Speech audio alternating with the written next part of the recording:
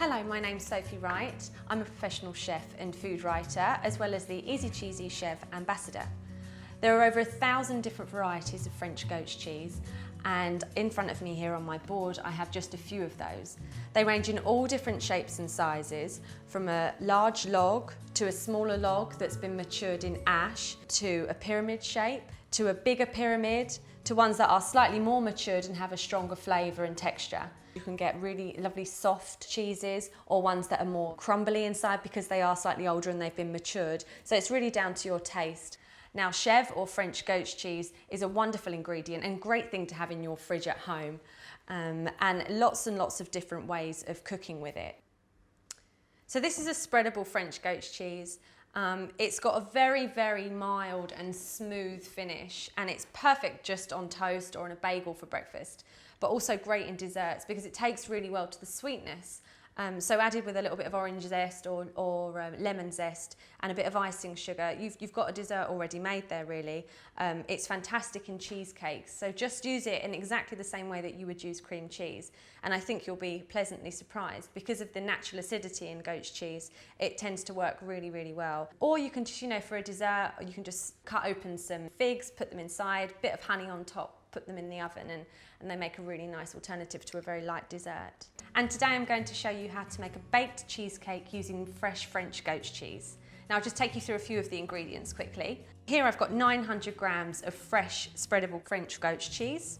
I've got 200 mils of sour cream, 75 grams of caster sugar.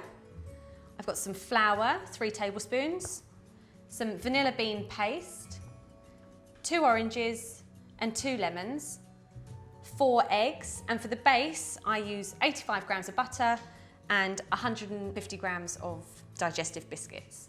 So I'm just going to pack the rest of this away and I'm going to start making the base for my cheesecake. So we start by melting 85 grams of butter, and while that's melting we can start to blitz our biscuits. So lid on, it's going to be a bit noisy. And you want to make sure that you've got a really nice fine crumb, and then make sure that your butter is completely melted before you pour it into your biscuits, otherwise you'll end up with chunks of butter. Turn it on.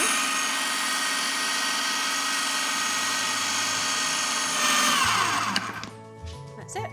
Here I've got a baking tin, a springform case, about 20 centimetres, that I've lined with some parchment. It's a crumb base, and if you don't, when you lift your cake out, it could crumble all over the place, so it's best to do that. And by doing this, you don't have to add any more butter to your recipe, so it's quite a nice way to do it. Pour in your biscuits, press it down, and make sure that you get a nice, even base. So once you're happy with how smooth it is, pop it into the oven for about 10 to 15 minutes at 180 degrees. It's now time to prepare the filling. So we're starting off with our 900 grams of spreadable French goat's cheese, and we have to beat this so it's nice and fluffy. So in my mixer, I'm using the paddle attachment here, and just spoon in your goat's cheese, which is really soft and very easy to work with. That goes in. And on with your mixer. And you need to beat that for sort of 2 to 3 minutes until it really aerates and is nice and light and fluffy. So when you're happy with the consistency of that, we need to change the attachment, because now we want to whisk it. Add your whisk. Give it a good whisk. And while that's going, drop in your eggs. So I've got 3 whole eggs and 1 yolk in here.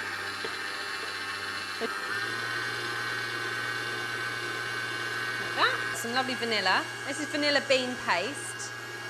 You can use vanilla essence if you want. 3 tablespoons of flour. That's it. I need to add the juice of a lemon.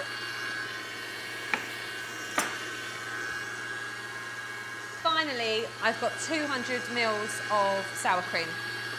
So I'll just turn this off and put in the sour cream.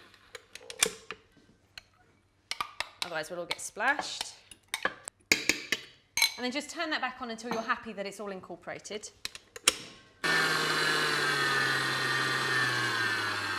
And that's it.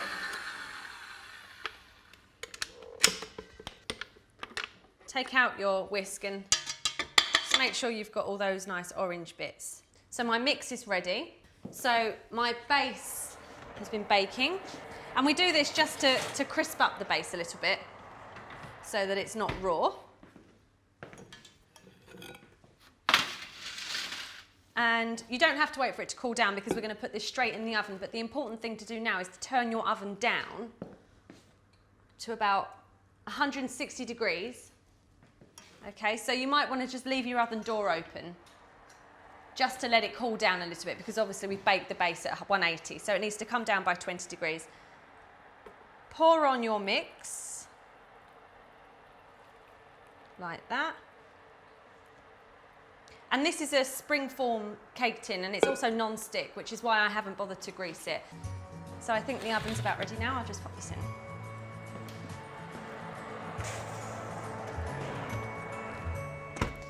The final stage of our cheesecake is the topping. So to make this, it's very simple. We just need some sour cream and a couple of tablespoons of caster sugar.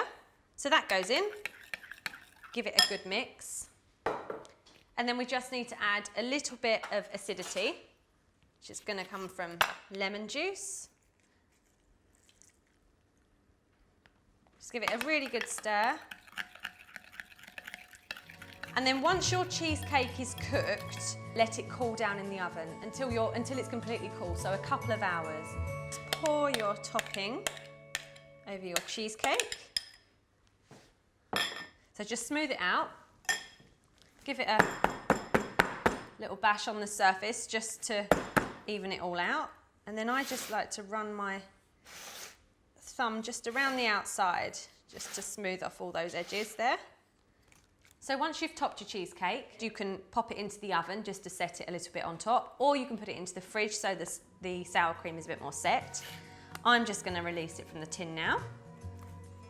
If it's sticking a little bit, just run your knife around the edge. It shouldn't stick too badly. Pop that off.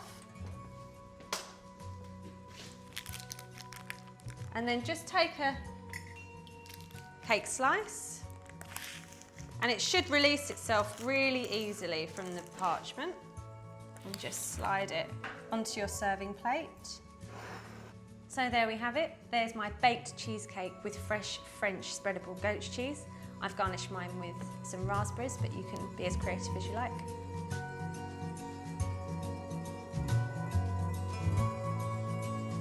For more delicious French goat's cheese recipes, go to our website, www.frenchgoatscheese.com.